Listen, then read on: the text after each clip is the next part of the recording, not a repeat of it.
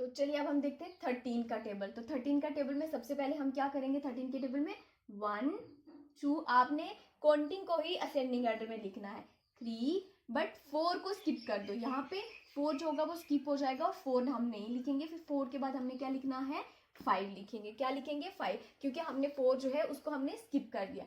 फिर 6 7, अब 8 को भी हमने स्किप कर देना है, ठीक है, 8 को भी हमने स्किप कर देना है। देखें 9, फिर क्या लिखेंगे 10, ठीक है, और फिर 11, 10 11। अब मैम अब तो 12 आएगा, तो नहीं, हमने 12 को भी स्किप कर देना और फिर लिखना है 13। तो फिर हमें याद कैसे रहेगा कि हमने क्या क्या स्किप करना। देखें 13 में क्या होगा, 1 + 3 कितना हो जाता है 4। तो आपने जो 4 का टेबल इसमें आएगा उसको स्किप कर देना, यहाँ तक क्या करना है 4। देखें 4 1 ज़र 4, 4 2 ज़र 8 आ गया, 8 को भी हमने स्किप किया, 4 को भी स्किप किया, 4 3 ज़र कितना होता है 12। तो देखिए हमने 12 को भी यहाँ पे स्किप कर दिया, ठीक है। हम कर देना 3 का टेबल हमने पढ़ते जाना है। 3 1 ज़र 3, 3 2 ज़र 6, 3 3 ज़र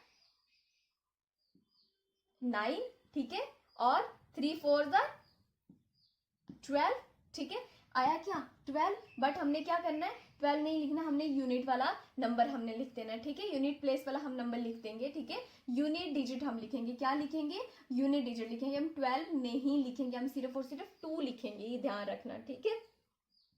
यहाँ पे कितना आ जाएगा 5 3 ज़र 15, बट हमने 15 पूरा नहीं लिखना है, हमने क्या कर देना है सिर्फ 5 लिखना है। 15 आया तो 1 को आपने डिस्कार्ड कर देना है और सिर्फ हम यहाँ पे क्या लिखेंगे 5 को लिखेंगे। अब क्या होता है 6 3 ज़र 18, तो क्या हम 18 लिखेंगे, नहीं मैम, हमने तो सीख लिया कि 1 को हम डिस्कार्ड कर देंगे, तो क्या लिख देंगे 8, ठीक है। और यहाँ पे कितना आ जाएगा फिर 21, ठीक है, तो 1 लिखेंगे।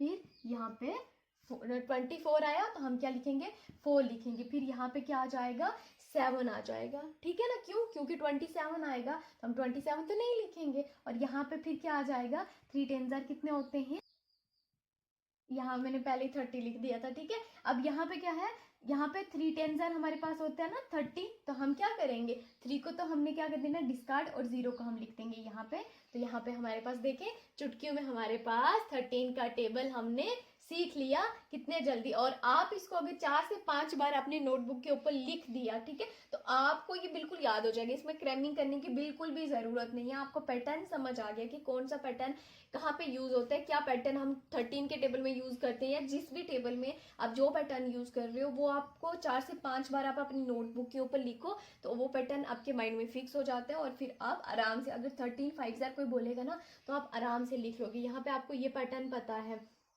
5 के बाद हमारे पास यहाँ पे 6 आया था और हमें पता था 13 के टेबल में हमें जहाँ पे 8 आ रहा था या हमारे पास 4 आ रहा था या 12 आ रहा था, वो पोर्शन हमने स्किप कर दिया था। तो यहाँ पे 5 है तो 5 के आगे वाला नंबर क्या हो गया 6 आ जाएगा, ठीक है। 5 का अगला नंबर यहाँ पे 6। यहाँ पे हमें क्यों, देखें यहाँ पे आप जब लिखोगे ना तो आपको ये पैटर्न समझ आ जाएगा। अच्छा 1 2 3 तक तो हम गए थे, 3 के बाद हमने 4 को स्किप किया था, 4 को स्किप करने से हमें 5 मिल गया था, ठीक है।